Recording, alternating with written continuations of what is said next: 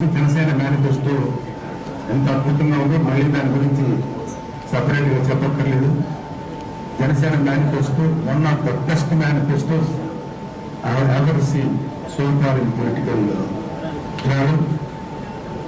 అందరూ మాటలు ఇస్తారు, మేము అది చేస్తాం ఇది చేస్తాం. Janasena manifesto is a practical manifesto.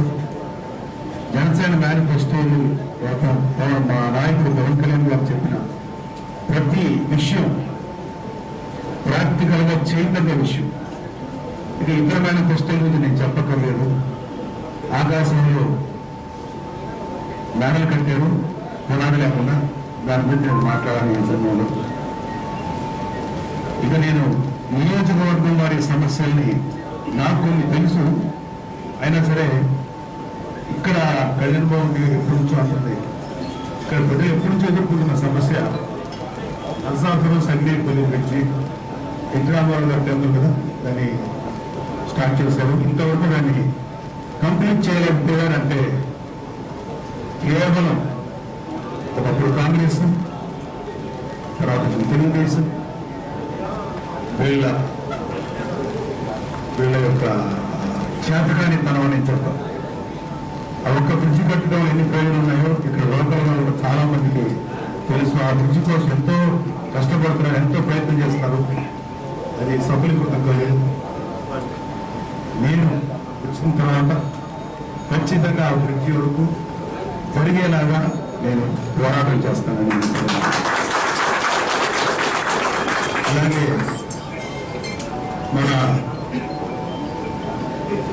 Agnikula క్షత్రియ సోదరులు వాళ్ళ కోసం ఒక నరసాపురం ఫిషరీస్ హార్బర్ ఏర్పాటు చేయడానికి అనుకున్నాం. ఎందుకంటే నెక్స్ట్ కొల్లేరు ఇష్యూ ఉంటుంది, అది 5th contour to 3rd contour చేయడానికి. అదొకటి మా ఇంట్లో ఉంది సమస్యలు.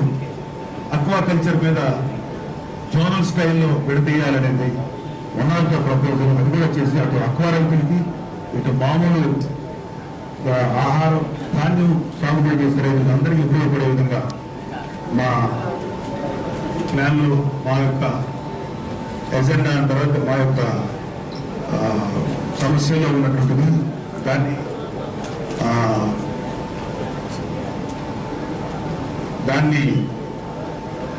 దానిలో కూడా మా దృష్టి ప్రత్యేకంగా పెడుతున్నాం. అలాగే నాకు ఇంట్రెస్టింగ్ విషయం, వెరీ హ్యాపీ. ఆ direct pipe line from Vijayeswaram నుంచి డైరెక్ట్ పైప్ లైన్ నుంచి అన్ని గ్రామాలకి రక్షిత నీరు అంటే తాగడానికి ఉపయోగపడే నీరు చేయడానికి ఒక ప్లాన్ ఉంది, ఒక ఆలోచన. అలాగే పార్లమెంటు పరిధిలో నరసాపురం నియోజకవర్గం ఎంపీ పార్లమెంటు పరిధిలో ఒక నిమ్స్ స్టాండర్డ్ లో ఉన్నట్టు మంచి హాస్పిటల్ ఏర్పాటు చేశారు. అలాగే ఒక అగ్రికల్చర్ ఇన్స్టిట్యూట్ స్థాపించి నిరుద్యోగులకి మంచి ఉద్యోగాలు కల్పించవచ్చు. సో ఇవన్నీ ఉన్నాయి సమస్యలు. ఈ సమస్యలు లేకపోతే ప్రాబ్లమ్స్ లేకపోతే చేయాల్సిన పనులు ఇంతకాలం ఎందుకు జరగలేదు అనడానికి చెయ్యాలి అనేటువంటి ఇంట్రెస్ట్ లేదు. ఇది నేను చెప్తున్నాను, ఎవరికి లేదు. వచ్చామా, ఒక 30-40 కోట్లు ఖర్చు పెట్టామా, ఈ డబ్బుని మళ్ళీ తిరిగి సంపాదించామా, బతుకులు మళ్ళీ నెక్స్ట్ ఎలక్షన్స్ దాచిపెట్టామా, పిల్లలకి శిశు బ్యాంకుల్లోనూ రకరకాల బ్యాంకుల డబ్బులు పోగు చేశామా, ఇదే పని ప్రతి ఎంపీ కానీ ప్రతి ఎమ్మెల్యే కానీ ప్రతి రాజకీయ పార్టీ చేస్తుంది. దానికి మొదటిసారిగా కన్నిగొట్టంలోకి మన జనసేన.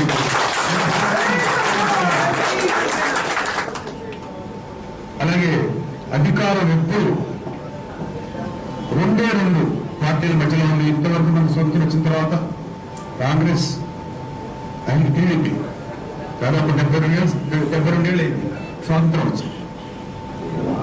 నిజంగా 72 ఏళ్ళు స్వాతంత్రం వచ్చి, పైగా స్వాతంత్రం వచ్చిన దేశాలు ప్రపంచంలో అనేకం ఉన్నాయి. మనకన్నా అనుకుంటున్న సింగపూర్ ఉంది, పేరు నేను కరెక్ట్గా గుర్తులేదు. కానీ ఒక్కసారి మీరు ఎవరన్నా సింగపూర్ చూస్తే తెలుస్తుంది. సిగ్గుపడతాం. ఎంత అభివృద్ధి చెందింది సింగపూర్ లాంటి ఒక సిటీ మనకు లేదే.